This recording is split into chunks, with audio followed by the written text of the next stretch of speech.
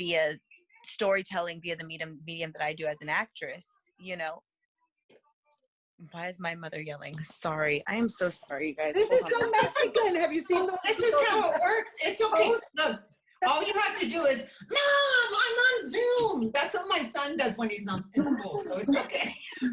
You guys, I'm on Zoom real quick. I need you to keep it a little down. Hello and welcome to the Trend Talk. We are your hosts, Maravina Jaimes and Belle Hernandez.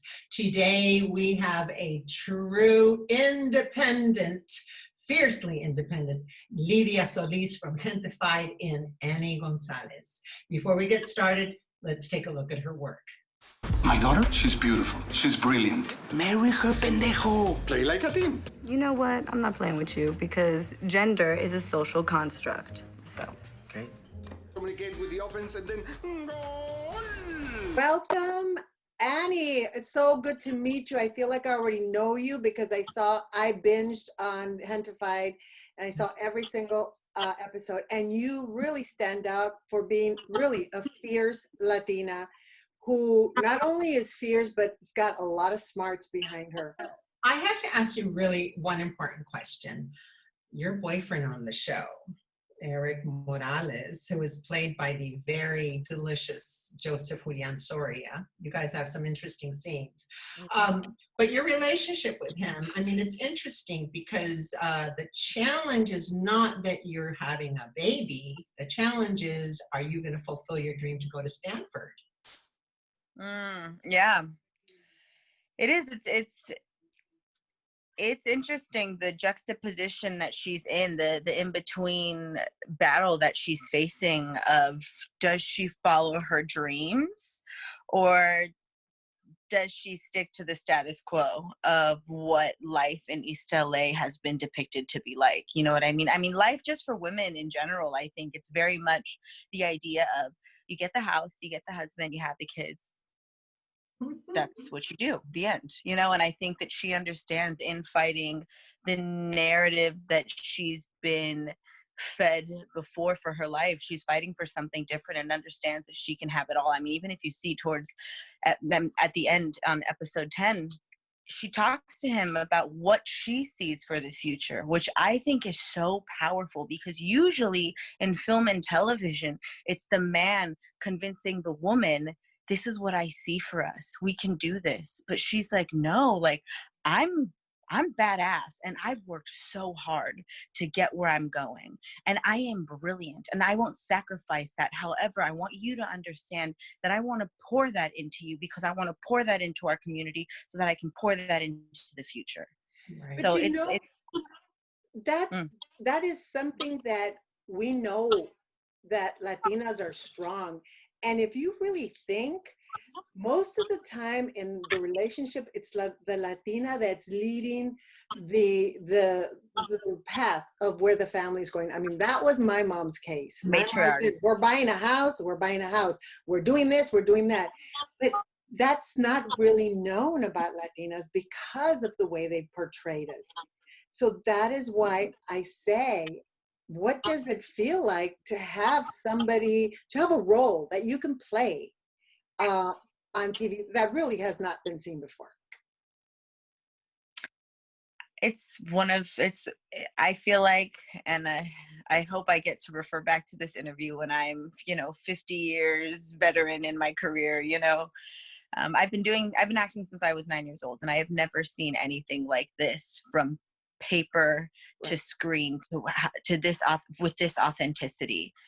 Before that there was Vida, which is another amazing show with other narratives that are beautiful characters, strong women. But I feel where Lidia comes in is I'm so grateful that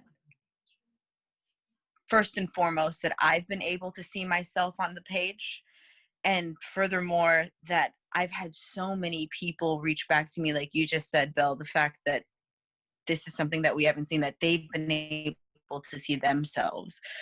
So this is one of the biggest honors of my career. And for this to be a breakout thing for me, God, it could not have come at a better moment for our society, for the industry, and shit, for myself.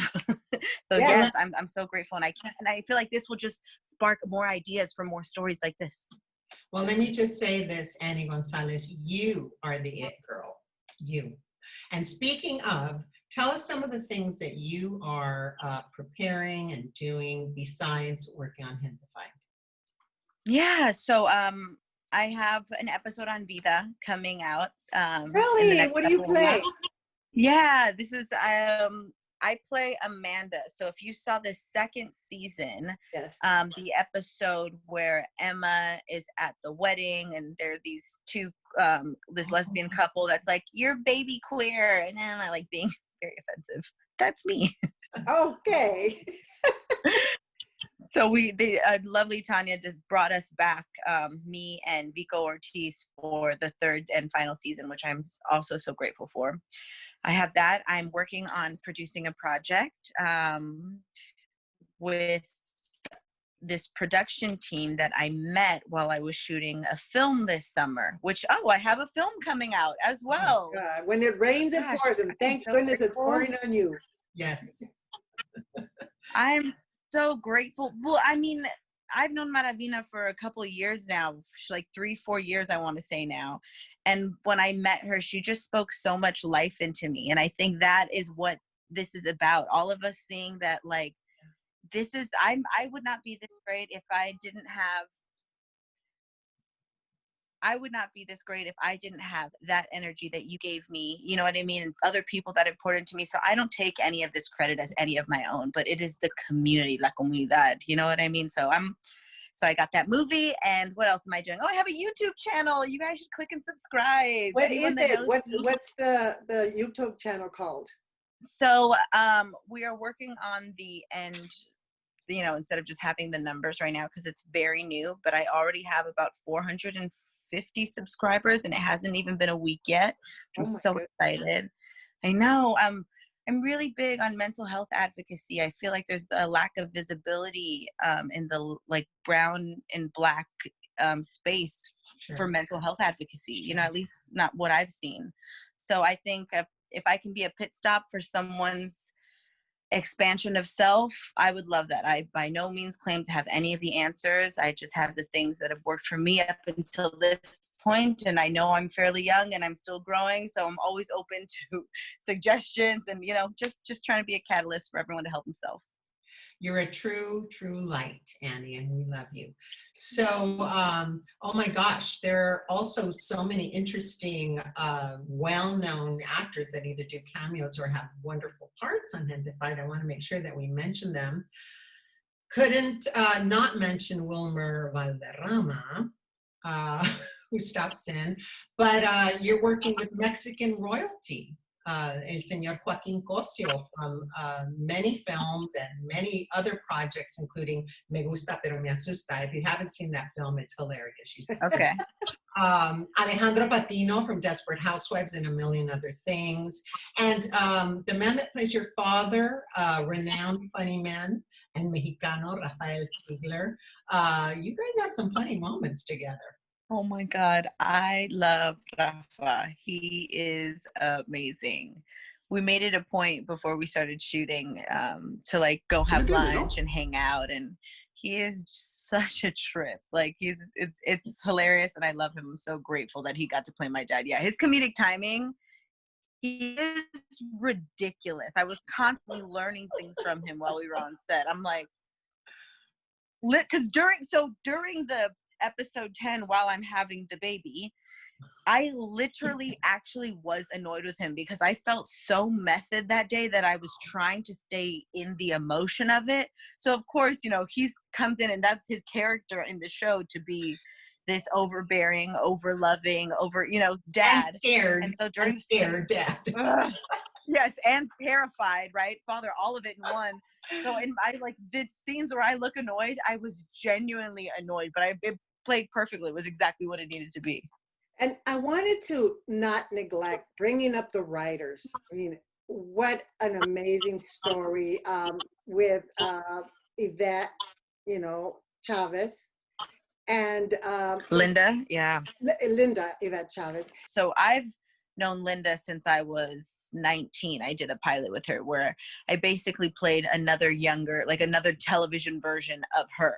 So when I got to play Lidia, I was playing essentially another version of Linda again. And so we have a running joke where I'm like, girl, I will always play the television version of you. Like, that is an honor, because Linda went to Stanford. Isn't that hilarious? Oh, nice. Well, I guess there's Yeah. always like little bits and pieces, because I spoke to both Linda and Marvin Lemus, and they come from their experiences. Yeah. Oh my gosh, of course. That's what they said. They said when they wrote it, it was a love letter to their family members, a love letter to Boyle Heights, a love letter to their experience that they never got to see on the screen. Yeah. And I think they did such an amazing job, because all they did was tell their truth, right? Which, how much anything that we've ever gotten to see on film or television, if it's the truth, you watch it. It's a human experience. It works. Mm-hmm. Love you. A continued success in everything. Yay. And thank you again for joining us. Hasta luego. Yes, of course. I love you guys.